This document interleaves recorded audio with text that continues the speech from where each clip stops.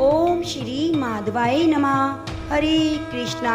आप सभी भक्तों पर लक्ष्मी नारायण भगवान की कृपा बनी रहे, आपका दिन मंगलमय हो, इसी कामना के साथ आज मैं आपको सुनाने जा रही हूँ वैशाख मास माहात्म्य में 5वां अध्याय और साथ ही श्रीमद् भागवत की कथा, वैशाख मास स्नान की कहानियाँ। प्रिय भक्तजनों, आप कथा सुनते हुए कमेंट बॉक्स में माधव भगवान की जय लिखकर पुण्य को अर्जित जरूर कीजिए। आपको यदि कथा अच्छी लगती है तो आप चैनल को सब्सक्राइब कीजिएगा। सब्सक्राइब करने के साथ ही बगल में बनी घंटी को दबाते हुए कमेंट बॉक्स में भगवान के प्रति अपनी श्रद्धा जरूर व्यक्त कीजिएगा। तो आइए प्रतिदिन की तरह सबसे पहले सुनते हैं गणेश भगवान की कथा। जय श्री गणेश। एक समय की बात है, गणेश जी ने पृथ्वी के मनुष्यों की परीक्षा लेने का विचार बनाया, तो वे अपना रूप बदलकर एक छोटे से बच्चे का रूप धारण करके पृथ्वी पर घूमने लगे और हाथ में एक चम्मच में दूध ले लिया और दूसरे हाथ में चावल भर लिए। गली गली घूम घूम कर आवाज लगाने लगे कि कोई भाई मेरी खीर बना दो, कोई मेरी खीर बना दो। दूध और चावल तो मेरे पास हैं, कोई है जो मुझे खीर बना दे। तो उस बालक की इस तरह की बातें सुनकर सारे लोग हंसने लगे, कहने लगे कि भला इतने से दूध से कोई खीर बनती है। पर गणेश जी इसी तरह आवाजें लगाते रहे। एक गांव के बाद दूसरे गांव में इसी तरह चक्कर लगाते पुकारते घूम रहे थे, कोई भी खीर बनाने को तैयार नहीं हुआ। सुबह से शाम हो गई। गणेश जी वैसे आवाज लगा रहे थे तो शाम के समय एक बुढ़िया अपनी झोपड़ी के बाहर बैठी हुई थी। तो गणेश जी वहां से पुकारते हुए निकले कि कोई मेरी खीर बना दो, कोई मेरी खीर बना दो। दूध और चावल तो मेरे पास हैं। बुढ़िया बड़ी कोमल हृदय वाली थी, सोचने लगी बच्चा है बना देती हूँ, जितनी बनेगी उतनी ठीक है। तो वह कहने लगी ला बेटा मैं तेरी खीर बना देती हूँ। तो गणेश जी ने उसे चावल और चम्मच वाला दूध दे दिया। तो बुढ़िया माई उसे लेकर अंदर चली गई। गणेश जी भगवान कहने लगे बूढ़ी अम्मा खीर बनाने के लिए बड़ा बर्तन लेकर आना। तो बुढ़िया कहने लगी मेरे पास तो बड़ा बर्तन नहीं है बेटा। गणेश जी कहने लगे नहीं बूढ़ी अम्मा अंदर जाकर देखो तो सही। बुढ़िया जैसे ही अंदर गई तो एक बड़ी सी कढ़ाई रखी हुई थी। तो बुढ़िया को पता चल गया कि ये कोई साधारण बालक नहीं है। तो बुढ़िया ने चूल्हे पर कढ़ाई को चढ़ाया और जैसी बूढ़ी अम्मा ने वह दूध और चावल कढ़ाई के अंदर डाले तो उफान आ गया। कढ़ाई लबालब भर गई। जैसे जैसे खीर तैयार हो रही थी उसके अंदर से केसर की बहुत अच्छी खुशबू आ रही थी। खीर बनते ही गणेश भगवान बूढ़ी अम्मा से कहने लगे माँ जी मैं स्नान करके आता हूँ, आप ऐसे करो पूरे नगर निवासियों का न्योता दे दो ताकि वह भी खीर खाने आ जाएं। बूढ़ी माँ ने कहा ठीक है। तो वह गांव वालों को न्योता देने चली गई। गणेश जी स्नान करने चले गए तो उसी समय बुढ़िया का बेटा और बहू खेत से आए थे। तो बहू सोचने लगी माँ जी तो पूरे नगर को न्योता देने चली गई तो मेरे लिए खीर नहीं बचेगी। उसने जल्दी से एक थाली ली और उसके अंदर खीर डालकर रसोई में किवाड़ के पीछे बैठ गई और कहने लगी ले गणेशिया भोग लगा, ले गणेशिया भोग लगा और खीर खा ली। उस थाली को चक्की के नीचे छुपा दिया। बुढ़िया न्योता देकर आई तो गांव वाले सोचने लगे कल तो बुढ़िया के पास कुछ नहीं था, आज इतना धन कैसे हो गया, ये हमें खीर खिलाएगी। तो सारे मिलकर बुढ़िया के घर पहुँचे कि चलो देखते हैं आज बुढ़िया माई हमें क्या खिलाने वाली है। तो जैसे उसकी झोपड़ी के पास गए खीर की बहुत अच्छी खुशबू आ रही थी। इतने में गणेश जी वहाँ आ गए। तो बुढ़िया माई कहने लगी गणेश भगवान भोग लगा लो, गांव वाले आ गए हैं, उन्हें खीर भी तो परोसनी है। गणेश जी कहने लगे बूढ़ी माई मैंने तो भोग लगा लिया। बुढ़िया कहने लगी आपने भोग कब लगाया, अभी तो आप बाहर से आए हो। तो कहने लगी माई मुझे तो तुम्हारी बहू ने भोग लगा दिया, अगर विश्वास नहीं तो चक्की के नीचे जाकर देख लो, थाली पड़ी है उसके अंदर 2 चावल चिपके हैं। बुढ़िया माई ने चक्की के नीचे जाकर देखा तो सच में थाली थी, उसमें 2 चावल चिपके हुए थे। वह समझ गई कि गणेश जी भगवान सच कह रहे हैं। तो बुढ़िया ने सारे गांव वालों को खीर परोसी। सारे गांव वाले खूब तारीफ करके खीर खा रहे थे, फिर भी खीर खत्म नहीं हो रही थी। बुढ़िया गणेश भगवान से कहने लगी, गणेश जी अब मैं क्या करूं इस खीर का, यह कढ़ाई तो वैसी की वैसी ही है। उसने कहा, बुढ़िया माई सुबह न्योता और दे देना, एक बार और सारे नगर निवासियों को खीर खिला देना। बुढ़िया माई ने सुबह फिर उन्हें बुलाया और फिर खीर खत्म होने का नाम नहीं ले रही थी।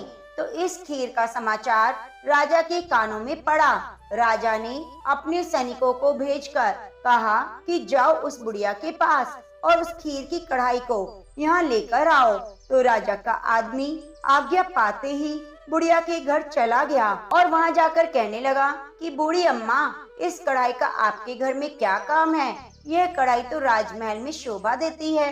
तो यह कहकर वह कढ़ाई वहाँ से उठाकर राजमहल में ले आया।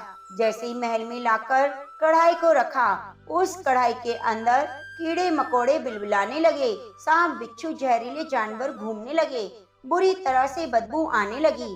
तो यह देखकर राजा को बहुत हैरानी हुई। उन्होंने बुढ़िया को बुलाया और कहा कि बूढ़ी माई, ये सब क्या है?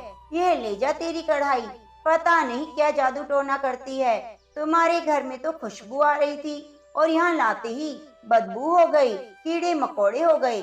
बुढ़िया कहने लगी, महाराज आप देते तो पहले देते, यह तो मुझे गणेश भगवान ने दिया है। यह कहकर वह कढ़ाई को वहाँ से अपनी झोपड़ी में ले आई और गणेश भगवान को याद करके कहने लगी कि गणेश जी भगवान, अब इस कढ़ाई का मैं क्या करूं? तो गणेश जी वहाँ पर प्रकट हुए और कहने लगे, बूढ़ी माई इस कढ़ाई को तुम अपने घर के एक कोने में गाड़ दो, सुबह उठकर देख लेना। ऐसा कहकर अंतर ध्यान हो गए। बूढ़ी माई ने जैसा गणेश जी ने कहा वैसा किया। जब सुबह बूढ़ी माई की आंख खुली तो झोपड़ी की जगह सुंदर महल बन गया। जिस जगह पे कढ़ाई दबाई थी उस जगह को खुद को देखा तो सोनों की मोहरों से भरे हुए 2 घड़े निकले। यह देखकर बुढ़िया और उसकी बहू बहुत खुश हुई। दोनों गणेश भगवान का जयकारा लगाने लगी। उस दिन से बुढ़िया और उसकी बहू दोनों प्रतिदिन गणेश भगवान की पूजा करने लगी। गणेश जी भगवान जैसे अपने बुढ़िया को दिया वैसे सबको देना, कहानी कहने सुनने वाले, ओंकारा भरने वाले को देना। तो प्रेम से बोलो गजानन की जय। तो अब सुनते हैं श्री हरि विष्णु और माता लक्ष्मी की कहानी। तो प्रेम से बोलो लक्ष्मीपति नारायण भगवान की जय हो। एक समय की बात है, भगवान श्री हरि विष्णु पृथ्वी लोक पर घूमने के लिए जा रहे थे। तो उन्हें जाते हुए देखकर माता लक्ष्मी ने कहा, स्वामी आप कहाँ जा रहे हैं? तो विष्णु भगवान ने कहा, मैं पृथ्वी लोक पर जा रहा हूँ। तो माता लक्ष्मी ने कहा, मैं भी आपके साथ चलती हूँ। भगवान श्री हरि विष्णु ने कहा, आप चल तो सकते हैं लेकिन एक शर्त है। माता लक्ष्मी ने भगवान विष्णु से शर्त पूछी। तो भगवान विष्णु ने उत्तर दिया कि धरती पर चाहे कैसी भी स्थिति क्यों ना आ जाए, लेकिन आपको उत्तर दिशा की तरफ नहीं देखना है। तो माता लक्ष्मी ने विष्णु जी की शर्त मान ली और साथ चल पड़ी। चलते चलते दोनों पृथ्वी लोक पर पहुंच गए। बहुत ही सुंदर और सुहावना मौसम था। सुबह होने वाली थी। माता लक्ष्मी और भगवान विष्णु धरती पर घूम रहे थे। तभी माँ की नजरें उत्तर दिशा की तरफ गई। वहाँ बहुत ज्यादा हरियाली थी, बहुत सुंदर बगीचे थे। इतनी अच्छी भीनी भीनी खुशबू आ रही थी तो माँ लक्ष्मी स्वयं को रोक नहीं पाई, एक बगीचे की तरफ चल पड़ी। उन्होंने बगीचे से एक फूल तोड़ा और वापस भगवान विष्णु के पास आई। तो लक्ष्मी माता के हाथ में फूल देखकर विष्णु जी की आंखों में आंसू आ गए। तो अपने पति की आंखों में आंसू देखकर लक्ष्मी जी को विष्णु जी का दिया हुआ वचन याद आ गया। वह तो टूट चुका था। तो लक्ष्मी माता विष्णु जी से माफी मांगने लगी। तो भगवान ने कहा, आपने बगीचे के मालिक से बिना पूछे फूल तोड़ा है। बिना पूछे कोई भी चीज लेना अपराध है, तो आपको इसकी गलती की सजा भुगतनी पड़ेगी। तो माँ लक्ष्मी ने भगवान विष्णु से अपने किए की माफी मांगी, लेकिन भगवान विष्णु ने कहा कि आपको माफी सिर्फ बगीचे का माली ही दे सकता है। तब भगवान विष्णु ने कहा, आप ऐसा करो, माली के घर दासी बनकर रहो। 12 वर्षों तक आपको दासी बनकर रहना है, फिर मैं आकर तुम्हें ले जाऊंगा। यह सुनकर लक्ष्मी माता को दुख तो हुआ, लेकिन अपराध किया था तो सजा तो भुगतनी थी। उन्होंने तुरंत ही एक गरीब स्त्री का वेश धारण किया और माली के घर चली गई।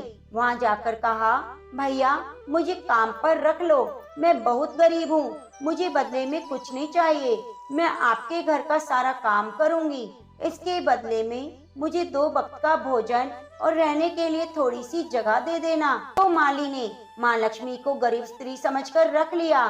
सोचने लगा कि 5 बेटियां हैं, ये सोच लूंगा कि छठी बेटी भी है।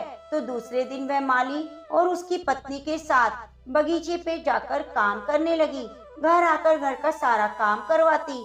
लक्ष्मी माता के आने के बाद उसके घर में धन धान्य की वृद्धि होने लगी। जैसे ही माली फूलों को बेचने के लिए जाता तो खूब सारे रुपए मिलते। माली ने एक अच्छा सा मकान बनवा लिया और गांव खरीद लिया, अपने व्यापार को बढ़ा दिया। लक्ष्मी माता के वहां पर रहने पर वह दिन दुगनी रात चौगनी तरक्की करने लगा।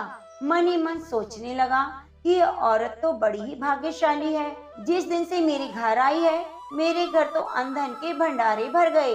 तो ऐसा करते करते 12 वर्ष पूरे हो गए। एक दिन जब माली और उसकी पत्नी बगीचे में काम करने के लिए जाने लगे तो उन्होंने लक्ष्मी माता से कहा। लक्ष्मी माता कहने लगी, आज मैं आपके साथ नहीं जाऊंगी, मुझे घर पर थोड़ा काम है। तो दोनों बगीचे में चले गए। शाम को जब घर लौटकर आई तो देखा उनके दरवाजे पर 16 श्रृंगार किए बहुत ही सुंदर औरत खड़ी है। सोचने लगा, ये कौन है। जब उन्होंने पास आकर देखा तो माली की पत्नी ने कहा, यह तो वही औरत है जो हमारे घर काम करती थी। माली को उस औरत का लक्ष्मी रूप समझ में आ गया कि यह औरत कोई और नहीं, स्वयं लक्ष्मी माता है। तो वह अपराध भाव के कारण रोने लगा और माँ लक्ष्मी से प्रार्थना की, मैंने आपके साथ बहुत ही बुरा व्यवहार किया, हमें माफ कर दो। आप इतने सालों से हमारे घर रह रही थी और हम आपसे काम करा रहे थे। लक्ष्मी माता मुस्कुराते हुए बोली, माली से कहा, जो हुआ वह नियति थी, इसमें तुम्हारा दोष नहीं। मैंने तुम्हारे बगीचे से बिना पूछे फूल तोड़ा तो उसी की सजा विष्णु जी ने मुझे दी। तो मैं आपके यहाँ सजा काटने आई थी, लेकिन आपने मुझे बेटी बनाकर रखा। तो मैं आपको आशीर्वाद देती हूँ कि आपका जीवन सुख समृद्धि से परिपूर्ण रहेगा। आपके घर में जीवन में कभी भी किसी तरह का दुख नहीं आएगा। इसके बाद माता लक्ष्मी विष्णु भगवान के साथ वैकुंठ लोक को चली गई। तो प्रेम से बोलो, लक्ष्मीपति नारायण भगवान की जय हो। अब आइए आपको सुनाते हैं बैसाख मास माहात्म्य में 5वां अध्याय। नारद जी ने कहा, हे नृपश्रेष्ठ, अब तुम उस रहस्य को सुनो जिसके कारण बैसाख मास सभी मासों में उत्तम है। इस मास में किया हुआ धर्म समस्त धार्मिक कार्यों में श्रेष्ठ होता है। इसमें किया गया दान सभी दानों में श्रेष्ठ माना जाता है। यह मास सभी पापों को नष्ट करने में श्रेष्ठ है। इस समस्त बातों की गुप्त रहस्य को सावधान होकर सुनो। हे राजन, जब सभी युगों की समाप्ति पर सभी लोकों के स्वामी भगवान विष्णु समस्त सृष्टि को अपने उदर में रखकर शेष शैया पर होते हैं और योग निद्रा के वशीभूत होकर अनेकता रूपी एकता को प्राप्त होते हैं, तब एक निमेष बीतने के बाद वेदों की प्रार्थना पर भगवान अपनी निद्रा को त्यागते हैं। हे महाप्रज्ञ, चैतन्य होने पर भगवान श्री नारायण अपने उदर में स्थित जीवों की अपनी इच्छा मात्र से ही कर्म अनुसार सृष्टि करते हैं। भगवान विष्णु की इच्छा होने पर उनकी नाभि से एक स्वर्ण कमल उत्पन्न हुआ और उसी कमल से विराट पुरुष रूपी ब्रह्मा जी उत्पन्न हुए। फिर भगवान की इच्छा अनुसार ब्रह्मा ने 14 भुवनों की रचना की और भिन्न भिन्न कर्म और आश्रमों की रचना की। तीनों गुण सत्य रज तम सभी भुवनों के अधिपति प्रकृति और माया की रचना भी की। इसके बाद वर्णाश्रमों की रचना करके धर्म की स्थापना हेतु चारों वेद शास्त्र स्मृति पुराण और इतिहास के निमित्त उनके प्रवर्तक ऋषिगण प्रकट हुए। उन ऋषियों ने अलग अलग वर्णों की अलग अलग धर्म सुनिश्चित किए और प्रजा को उत्पन्न कर उनमें धन के प्रति जिज्ञासा को श्रद्धा में बदला। जब सृष्टि का कर्म चल निकला तब भगवान विष्णु ने प्रजा के हृदय में भय स्थापित करने, परीक्षा लेने और यह देखने के लिए कि सभी आश्रमों की प्रजा धर्म के अनुसार आचरण करती है या नहीं, इच्छा की। भगवान ने चिंतन किया कि प्रजा धर्म का पूर्ण रूप से पालन किस समय कर सकेगी। वर्षा ऋतु में चारों ओर जल, कीचड़ आदि होने के कारण प्रजा का चित्त ठीक नहीं रहता, उसे स्थानाभाव रहता है और अन्य कलेशों के होने से वह दुखी रहती है। वर्षा ऋतु में फसल आदि बोने की तैयारी में भी उसके पास समय की कमी होती है। शरद ऋतु में खेती का काम बढ़ जाता है। इसी समय सभी लोग अपने परिश्रम के फल को देखना चाहते हैं। इस कारण उनके हृदय में शांति नहीं होती और जब तक मन में शांति ना हो, धर्म में मन नहीं लगेगा। हेमंत में शीत के प्रकोप के कारण सूर्य उदय से पहले उठना ठीक नहीं लगता। ठंड लगने के कारण जब दुख होता है तब मन भी शांत नहीं रह पाता। शिशिर ऋतु में प्रातःकाल शीत रहता है और फसल पकने का समय आ जाता है। इस कारण प्रजा समय पर प्रातः स्नान ध्यान नहीं कर पाती। वसंत ऋतु सब प्रकार से श्रेष्ठ सिद्ध है। इस समय न तो शीत का प्रकोप है और न ही वर्षा का भय। फसल बोने की और काटने की चिंता भी नहीं रहती। इस प्रकार विचार करके भगवान ने वसंत ऋतु को ही सब प्रकार से धर्म के अनुकूल माना। इस ऋतु में स्नान, तप, यज्ञ, क्रिया, भोग, योग सभी प्रकार के धर्म कार्य सुविधा पूर्वक किए जा सकते हैं। अस्तु यही समस्त ऋतुओं में अत्यंत श्रेष्ठ और धर्म के अनुकूल है। ऐसा विचार करके भगवान ने इसी ऋतु में धर्म की स्थापना करने का विचार किया। धन से सभी वस्तुएं प्राप्त होती हैं। धन से धर्म होता है और धर्म से मोक्ष होता है। अतः धनवानों को अपना धन शुभ कर्म में लगाना चाहिए। जो मनुष्य धर्म करता है उसकी मनोकामनाएं पूरी होती हैं। अधर्मी मनुष्य की आयु कम हो जाती है और धन का अभाव रहता है। वैशाख मास में साधु सेवा और भगवान का नियम पूर्वक पूजन करना सब सुखों को देने वाला है। विष्णु भगवान इस मास में सभी लोगों का भ्रमण करते हुए प्राणियों की परीक्षा लेते हैं और जो जैसे जैसे करता है उसे वैसा फल मिलता है। वैशाख मास में किए गए सुकर्मों से प्रभु वर्ष भर के पापों को क्षमा कर देते हैं। अतः यह मास सबसे उत्तम है। राजा अम्बरीश ने नारद मुनि से कहा, हे मुनि, जिनके चिंतन मात्र से पाप राशि का अंत हो जाता है, उस पाप प्रशमन नामक स्तोत्र को भी मैं सुनना चाहता हूँ। आज मैं धन्य हूँ, अनुग्रहित हूँ। आपने मुझे उस शुभ विधि का वर्णन कराया जिसके सुनने मात्र से पापों का क्षय हो जाता है। माघ मास में जो भगवान केशव के कल्याण में नामों का कीर्तन किया जाता है, उसी को मैं संसार में सबसे बड़ा पुण्य पवित्र मनोरम मानता हूँ। ओहो, जो लोग माधव मास में भगवान मधुसूदन के नामों का उच्चारण करते हैं वे धन्य हैं। इसलिए आप उचित समझे तो मुझे फिर से माधव मास की पवित्र कथा सुनाएं।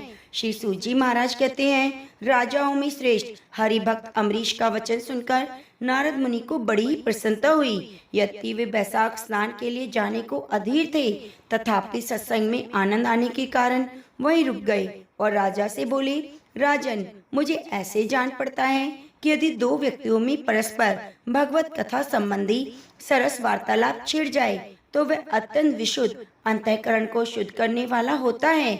आज आपके साथ जो माधव मास के माध्यम की चर्चा चल रही है वे बैसाख मास की अपेक्षा अधिक पुण्य प्रदान करने वाली है, क्योंकि माधव मास के देवता भगवान श्री विष्णु हैं, जिसका जीवन धर्म के लिए और धर्म भगवान की प्रसन्नता के लिए है और जो दिन रात पुण्य उपार्जन में लगा रहता है, उसी को इस पृथ्वी में मैं वैष्णव मानता हूँ। राजन, अब मैं बैसाख स्नान में होने वाले पुण्य फल का संक्षेप में वर्णन करता हूँ।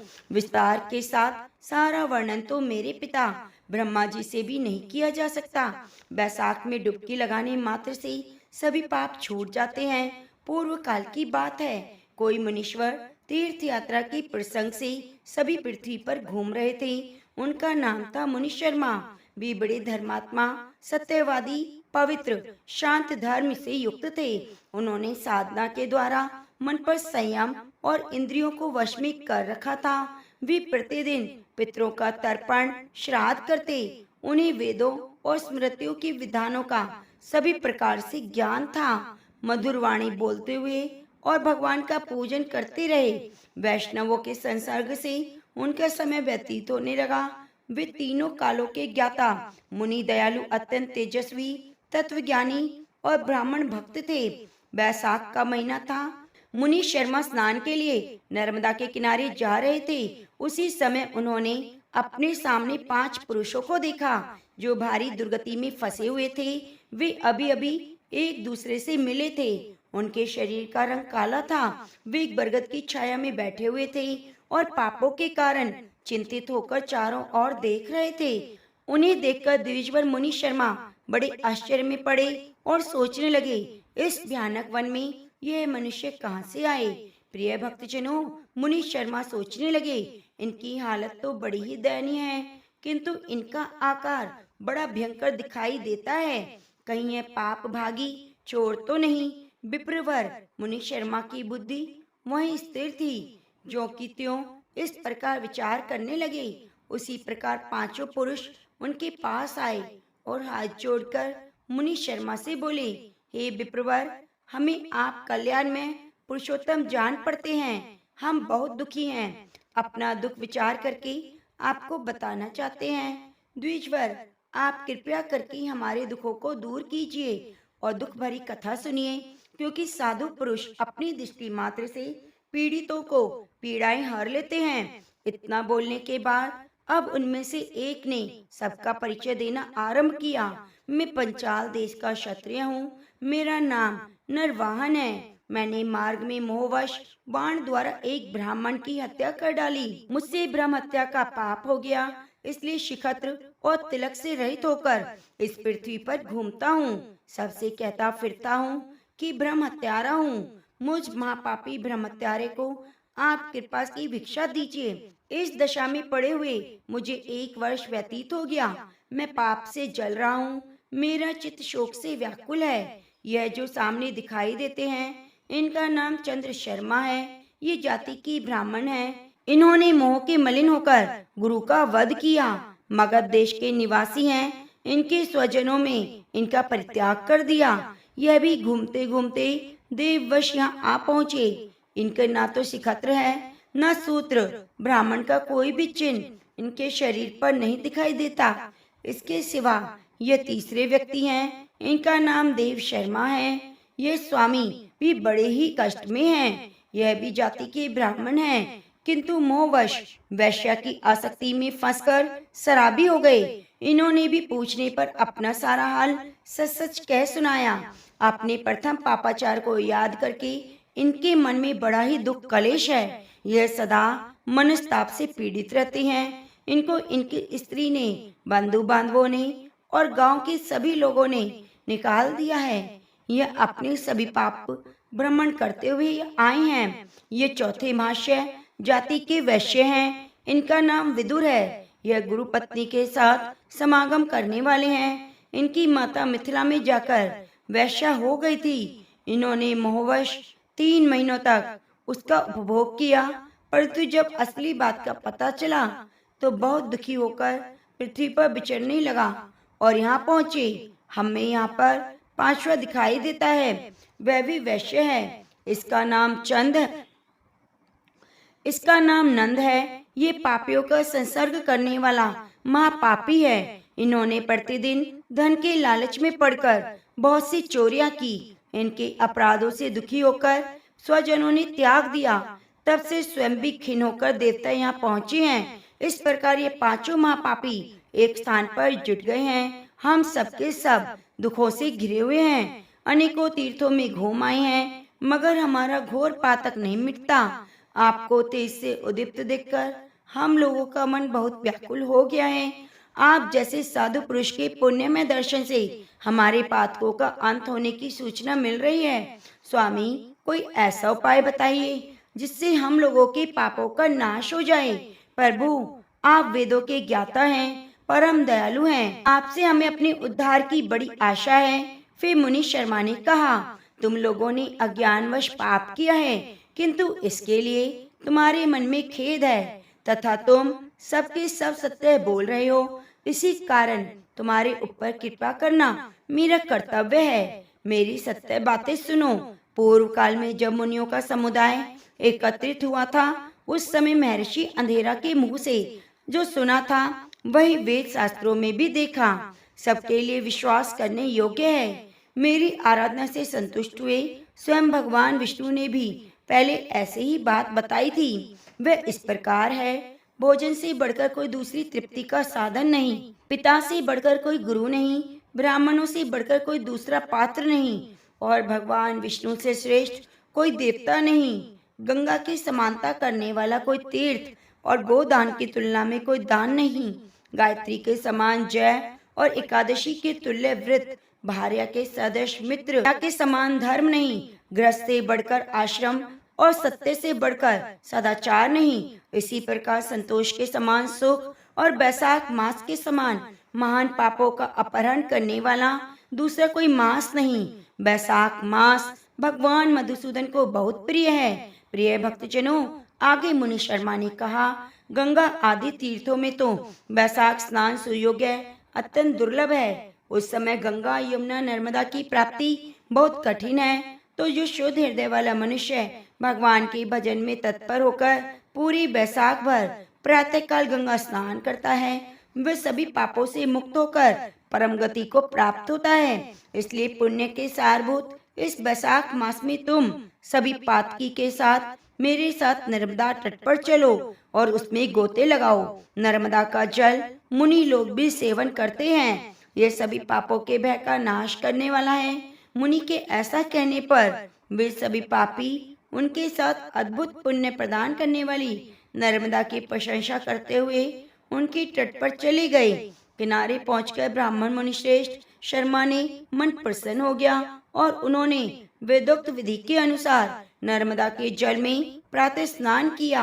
पांचों पापियों ने भी ब्राह्मण के कहे अनुसार जो ही नर्मदा में डुबकी लगाई तो ही उनके शरीर का रंग बदल गया, तत्काल ही स्वर्ण के समान कांतिमय हो गए। फिर मुनि शर्मा ने सब लोगों के समान उनके पाप नाशक स्तोत्र सुनाया। गोपाल, तुम भी पाप प्रशमन नामक स्तोत्र को सुनो। इसका भक्ति पूर्वक श्रवण करके मनुष्य पाप राशि से मुक्त हो जाता है। इनके चिंतन मात्र से बहुत से पापी शुद्ध हो जाते हैं। इसके सिवा और भी मनुष्य इस स्तोत्र का सहारा लेकर अज्ञान जनित पाप से मुक्त हुए हैं। जब मनुष्य का मन पराय स्त्री, पराय धन, जीव हिंसा आदि की ओर जाए, इस प्रायश्चित रूपी स्तुति का शरण लेनी चाहिए। हे राजन, इस स्तोत्र के श्रवण मात्र से पूर्व जन्म और इस जन्म में किए हुए पाप भी तत्काल नष्ट हो जाते हैं। यह स्तोत्र पाप रूपी वृक्ष के लिए कुठार और पाप में दर्शन के लिए दावानल है। पाप रूपी अंधकार समूह का नाश करने के लिए यह स्तोत्र सूर्य के समान है। मैंने संपूर्ण जगत पर अनुग्रह करने के लिए इसे तुम्हारे सामने प्रकाशित किया है। इसके पुण्य में महात्म्य का वर्णन करने से स्वयं श्री हरि भी समर्थ नहीं। प्रिय भक्तजनों, नारद जी कहते हैं, हे राजन, अब तुम बैसाख मास में पीपल पूजने की कथा का श्रवण करो। किसी नगर में एक राजा रहा करते थे। राजा की 2 रानियां थीं। राजा की एक मुंहबोली बहन थी जो उन्हीं के पास रहती थी। राजा अपनी मुंहबोली बहन की सारी बातें मानते। राजा की जो बड़ी रानी थी वे बड़ी ही धार्मिक थी। बैसाख के महीने में ब्रह्म मुहूर्त में उठती, स्नान ध्यान के बाद बड़ पीपल आंकड़े की पूजा करती। छोटी रानी अपनी ननद की चापलूसी किया करती, क्योंकि वह सोचती राजा अपनी मुंहबोली बहन की सारी बातें मानते हैं और मैं भी इनकी बहन को खुश रखूंगी तो राजा मुझे अधिक प्रेम करेंगे। इसी कारण जब बैसाख का महीना आया तो बड़ी रानी बड़ पीपल आंकड़ा सींचने लगी। इसके लिए उसे महल से बाहर जाना पड़ता था। छोटी रानी यह सब देखकर ननंद के पास गई और बोली, भाई साहब, बड़ी रानी पता नहीं क्या जादू टोना करती है, दिन भर महल से बाहर रहती है। इस प्रकार वह बहन अपने भाई राजा के पास जाकर बोली कि भाई, बड़ी रानी बड़ पीपल आंकड़े की पूजा से जादू टोना करती है। आप सारे बड़ पीपल आंकड़े को कटवा दो, जिससे वह जादू टोना नहीं कर सकेगी। राजा ने अपनी बहन की बात मानकर अपने नौकर को भेजकर नगर के सारे बड़ पीपल कटवा दिए। यह सब बड़ी रानी को पता चला तो उसे बड़ा दुख हुआ। समय बीतता गया। जब दोबारा बैसाख का महीना आया तो बड़ी रानी बैसाख रविवार का व्रत करने लगी। उसने चूरमे के लड्डू बनाए। एक थाली में मोली, चावल, कुमकुम, कच्चा सूत, दीपक, गुड़, जल की झारी, मेहंदी, काजल और कपड़ा, पूजा की सामग्री ली। बड़ पीपल आंकड़े की पूजा करने के लिए महल से बाहर निकल गई। पूरे नगर में घूमी किंतु कहीं भी बड़ पीपल आंकड़े का पेड़ दिखाई नहीं दिया। वे घूमते घूमते जंगल की तरफ निकल गई। वहां से उन्हें पत्थर के नीचे दबा हुआ एक छोटा सा आंकड़े का पौधा दिखाई दिया। उसे देखकर खुश हुई। वहीं बैठकर आंकड़े की पूजा करना शुरू कर दिया। घी का दीपक जलाया, आंकड़े में झाड़ी से जल सींचा, कुमकुम, चावल, मौली, काजल, गुड़ चढ़ाकर चूरमे के लड्डू का भोग लगाया, कच्चा सूत बांधकर कपड़ा उड़ाया। रानी ने राजा और प्रजा की खुशहाली की प्रार्थना की। इसके बाद वह अपने महल में लौट आई। समय बीतता गया। राजा को शिकार खेलने का बहुत शौक था। इसी प्रकार एक दिन वे शिकार खेलने के लिए निकले। जेठ का महीना था। बहुत तेज धूप थी। कोई शिकार नहीं मिल रहा था। राजा की सेवकों के पास जो कुछ भी खाने को था वह सब खत्म हो चुका था। पीने के लिए पानी भी नहीं बचा था। तेज गर्मी में भूख और प्यास से बेहाल हो गए। राजा ने अपने सिपाहियों को आदेश दिया कि पेड़ पर चढ़कर देखो, जरा आसपास कोई जल का स्रोत तो नहीं। सिपाही ने पेड़ पर चढ़कर देखा तो कुछ दूरी पर उसे पक्षी उड़ते दिखाई दिए। कुछ जानवर आसपास घूम रहे थे। फिर सिपाहियों ने राजा से कहा, हे महाराज, कुछ ही दूरी पर पशु पक्षी उड़ते दिखाई दे रहे हैं, वहाँ हमें पानी मिल सकता है। राजा अपने सिपाहियों के साथ उस स्थान पर पहुँचे। घने जंगल में आंकड़े का पेड़ और तालाब था।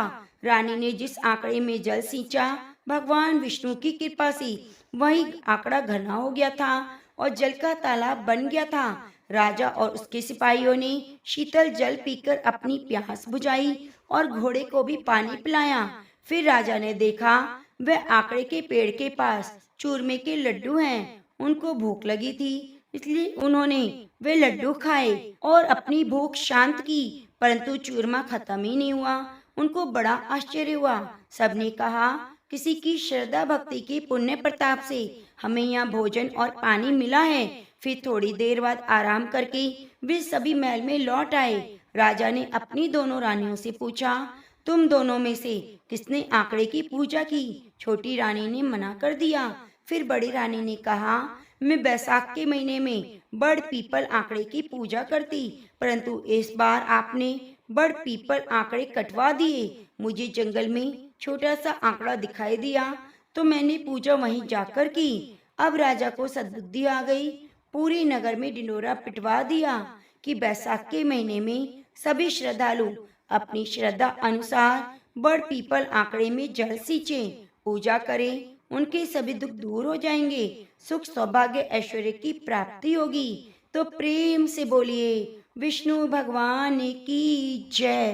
प्रिय भक्तजनों, हम सब कितने भाग्यशाली हैं, तभी बैसाख मास में स्नान कर पा रहे हैं और ये माहात्म्य सुन पा रहे हैं। बस अब थोड़ा प्रयत्न करके अपने पुण्य कर्मों को हमें और अधिक बढ़ाना है, क्योंकि हमें पता है कि जीवन क्षणभंगुर है, अभी है और अभी नहीं। और जब हमें अपनी अगली घड़ी का पता नहीं कि क्या होगा क्या नहीं होगा, क्यों ना इस शरीर का उपयोग करें, सभी कर्मों के बंधन से अभी मुक्ति पा लें। अगर आपको हमारी यह बात सही लगे तो इसका आसान रास्ता है नाम जप करना। याद रखिए, कलयुग केवल नाम धरा के लिए है। सिर्फ नाम जप करके भक्ति प्रेम युक्त शक्ति पाई जा सकती है। इसलिए प्रेम से, मन से, भाव से हर सांस के साथ जप करते रहिए। हरे कृष्णा कृष्णा कृष्णा हरे रामा हरे रामा रामा रामा हरे रामा। ओम नमो नारायण। अब आइए सुनते हैं श्रीमद् भागवत गीता का दूसरा अध्याय। संजय बोले, पूर्वोक्त प्रकार से करुणा करके व्याप्त और आंसुओं से पूर्ण व्याकुल नेत्रों वाले शोक युक्त उस अर्जुन के प्रति भगवान मधुसूदन ने यह वचन कहा, हे अर्जुन, तुमको इस विषम स्थल में यह अज्ञान किस हेतु प्राप्त हुआ है? क्योंकि यह न तो श्रेष्ठ पुरुषों के आचरण किया गया है और न स्वर्ग को देने वाला है, न कीर्ति को करने वाला। इसलिए हे अर्जुन, नपुंसकता को मत प्राप्त हो, ये तेरे योग्य नहीं। हे परंतप, तुच्छ हृदय की दुर्बलता को त्याग कर युद्ध के लिए खड़ा हो। तब अर्जुन बोले, हे मधुसूदन, मैं रणभूमि में भीष्म पितामह और द्रोणाचार्य के प्रति किस प्रकार बाणों से युद्ध करूंगा, क्योंकि हे हरिसूदन, दोनों ही पूजनीय हैं। इसलिए इस महानुभाव गुरुजनों को न मारकर इस लोक में भिक्षा का अन्न भी भोगना कल्याणकारक समझता हूँ, क्योंकि गुरुजनों को मारकर भी इस लोक में रुधिर से सने हुए अर्थ काम रूपी भोगों को तो भोगूंगा। और हम लोग भी यह नहीं जानते हमारे लिए क्या करना श्रेष्ठ है, अथवा हम यह भी नहीं जानते कि हम जीतेंगे या हमको ये जीतेंगे। जिनको मारकर हम जीना नहीं चाहते, वे ही धृतराष्ट्र के पुत्र हमारे सामने खड़े हैं। इसलिए कायरता रूप दोष करके उपत हुए स्वभाव वाला और धर्म के विषय में मोहित चित हुआ मैं आपसे पूछता हूँ, जो कुछ निश्चय किया हुआ कल्याणकारक साधन हो वह मेरे लिए कहिए। क्योंकि मैं आपका शिष्य हूँ, इसलिए आपकी शरण में मैं आया हूँ। क्योंकि भूमि में निष्कंटक धन धान्य संपन्न राजा को और देवताओं के स्वामी पने को प्राप्त होकर भी मैं इस उपाय को नहीं देखता हूँ जो कि मेरी इंद्रियों को सुखाने वाले शोक को दूर कर सके। संजय बोले, हे राजन, निद्रा को जीतने वाले अर्जुन अंतर्यामी श्री कृष्ण महाराज के प्रति इस प्रकार कहकर फिर श्री गोविंद भगवान से युद्ध नहीं करूंगा ऐसा स्पष्ट कहकर चुप हो गए। उसके उपरांत हे भरतवंशी धृतराष्ट्र, अंतर्यामी श्री कृष्ण महाराज ने दोनों सेनाओं के बीच में और शोक युक्त अर्जुन को हंसते हुए यह वचन कहे, हे अर्जुन, तू न शोक करने योग्य के लिए शोक करता है और पंडितों के से वचनों को कहता है, परंतु पंडित जन जिनके प्राण चले गए हैं उनके लिए और जिनके प्राण नहीं गए हैं कभी शोक नहीं करते, क्योंकि आत्मा नित्य है, इसलिए शोक करना अयुक्त है। वास्तव में ना तो ऐसा ही है कि मैं किसी काल में नहीं था, तू नहीं था, ये राजा लोग नहीं थे, ऐसा भी नहीं इससे आगे हम सब नहीं होंगे। किंतु जैसे जीवात्मा की देह में कुमार, युवा और वृद्ध अवस्था होती है, वैसे अन्य शरीर की प्राप्ति होती है। उस विषय में धीर पुरुष नहीं मोहित होता। अर्थात जैसे कुमार, युवा, जरा अवस्था, स्थूल शरीर का विकार अज्ञान से आत्मा में भासता है, वैसे एक शरीर से दूसरे शरीर को प्राप्त होना सूक्ष्म शरीर का विकार भी अज्ञान में ही आत्मा में भासता है। इसलिए तत्व को जानने वाला धीर पुरुष इस विषय में मोहित नहीं होता। हे कुंती पुत्र, सर्दी गर्मी सुख दुख को देने वाली इंद्रिय और विषयों के संयोग तो क्षणभंगुर और अनित्य हैं। इसलिए हे भरतवंशी अर्जुन, उनको तू सहन कर, क्योंकि हे पुरुष श्रेष्ठ, दुख सुख को समान समझने वाले जिस धीर पुरुष को ये इंद्रियों के विषय व्याकुल नहीं कर सकते वह मोक्ष के योग्य है। और हे अर्जुन, असत वस्तु का तो अस्तित्व नहीं, सत का अभाव नहीं, इस प्रकार दोनों का ही तत्वज्ञानी पुरुषों द्वारा देखा गया है। इस न्याय के अनुसार नाश रहित तो उनको जान जिससे यह संपूर्ण जगत व्याप्त है, क्योंकि इस अविनाशी का विनाश करने में कोई भी समर्थ नहीं। और नाश रहित अपरमेय नित्य स्वरूप जीवात्मा की यह सब शरीर नाशवान कहे गए हैं। इसलिए हे भरतवंशी अर्जुन, तू युद्ध कर। जो इस आत्मा को मारने वाला समझता है, जो इसको मरा मानता है, वे दोनों नहीं जानते, क्योंकि आत्मा न मरती है न मारी जाती है। यह आत्मा किसी काल में न जन्मती है न मरती है, अथवा न यह आत्मा होकर फिर होने वाली है, क्योंकि यह अजन्मा, नित्य, शाश्वत, पुरातन है। शरीर के नाश होने पर ये नाश नहीं होती। हे पृथापुत्र अर्जुन, जो पुरुष इस आत्मा को नाश रहित, नित्य, अजन्मा, अव्यय जानता है, वह पुरुष कैसे किसको मरवाता है, कैसे किसको मारता है। यदि तू कहे तो मैं शरीरों के वियोग का शोक करता हूँ, तो यह भी उचित नहीं, क्योंकि जैसे मनुष्य पुरानी वस्त्रों को त्याग कर दूसरे नए वस्त्रों को ग्रहण करता है, वैसे ही जीवात्मा पुराने शरीर को त्याग कर दूसरे नए शरीरों को प्राप्त होती है।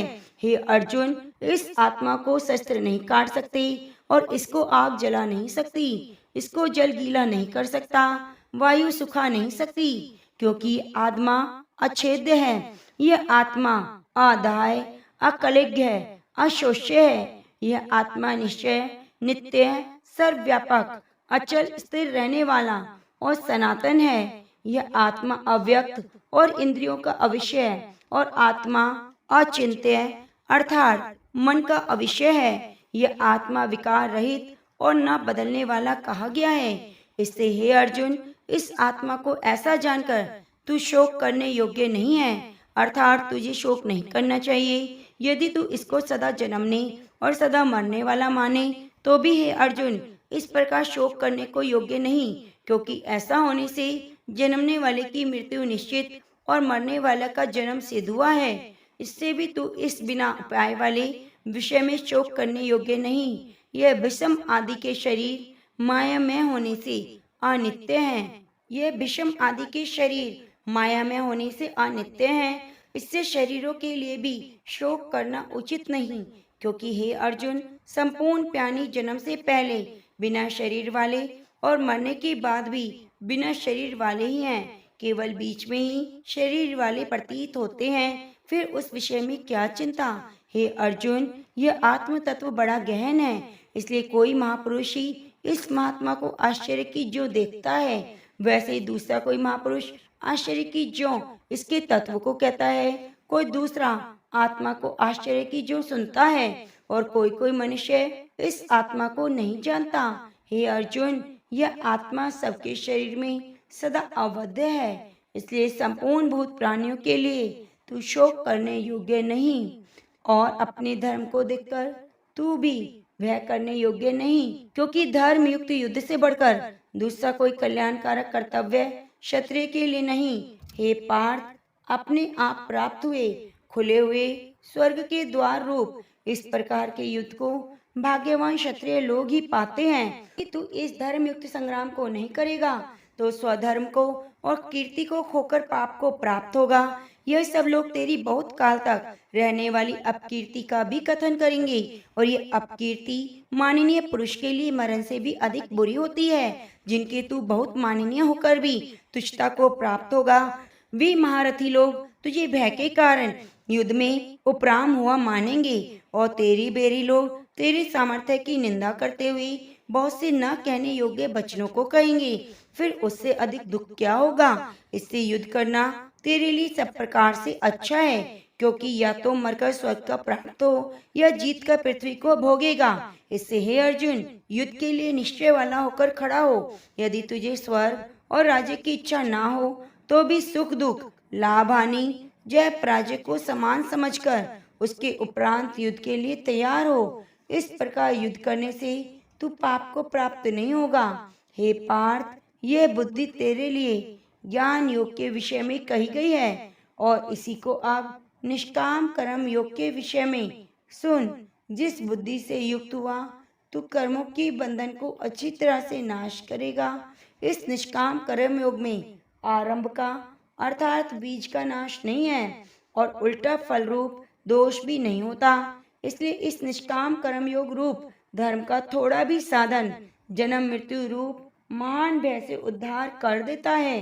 हे अर्जुन, इस कल्याण मार्ग में निश्चयात्मक बुद्धि एक ही है और अज्ञानी पुरुषों की बुद्धियां बहुत भेदों वाली अनंत हैं। हे अर्जुन, जो सकामी पुरुष केवल फलश्रुति में प्रीति रखने वाली, स्वर्ग को ही परम श्रेष्ठ मानने वाले और इससे बढ़कर और कुछ नहीं है ऐसा कहने वाले हैं, वे अविवेकी जन जन्म रूपी कर्म फल को देने वाली और भोग और ऐश्वर्य की प्राप्ति के लिए बहुत सी क्रियाओं के विस्तार वाली इस प्रकार की जिस दिखाऊ शोभायुक्त वाणी को कहते हैं, उस वाणी द्वारा हरे हुए चित्त वाले, भोग और ऐश्वर्य में आसक्ति वाले पुरुषों के अंतःकरण में निश्चयात्मक बुद्धि नहीं होती। हे अर्जुन, सब वेद तीनों गुणों के कार्य रूप संसार को विषय करने वाले और प्रकाश करने वाले हैं। इसलिए तू असंसारी, निष्कामी, सुख दुखादि द्वंद्वों से रहित, नित्य वस्तुओं में स्थित, योग क्षेम को न चाहने वाले आत्मपरायण हो, क्योंकि मनुष्यों का सब ओर से परिपूर्ण और आत्मपरायण है। क्योंकि मनुष्य का सब ओर से परिपूर्ण जलाशय के प्राप्त होने पर छोटे जलाशय में जितना प्रयोजन रहता है, अच्छी प्रकार ब्रह्म को जानने वाले ब्राह्मण का भी सब वेदों में उतना प्रयोजन रहता है। अर्थात जैसे बड़े जलाशय के प्राप्त हो जाने पर जल के लिए छोटे जलाशयों की आवश्यकता नहीं रहती, वैसे ही ब्रह्म आनंद की प्राप्ति होने पर आनंद के लिए वेदों की आवश्यकता नहीं रहती। इससे तेरा कर्म करने मात्र से अधिकार होवे, फल में कभी नहीं हो। तू कर्मों की फल की काम वासना मत हो, तेरी कर्म में न करने में भी प्रीति न होवे। हे धनंजय, आसक्ति को त्याग कर सिद्धि और असिद्धि में समान बुद्धि वाला योग कर योग में स्थित हुआ कर्मों को कर।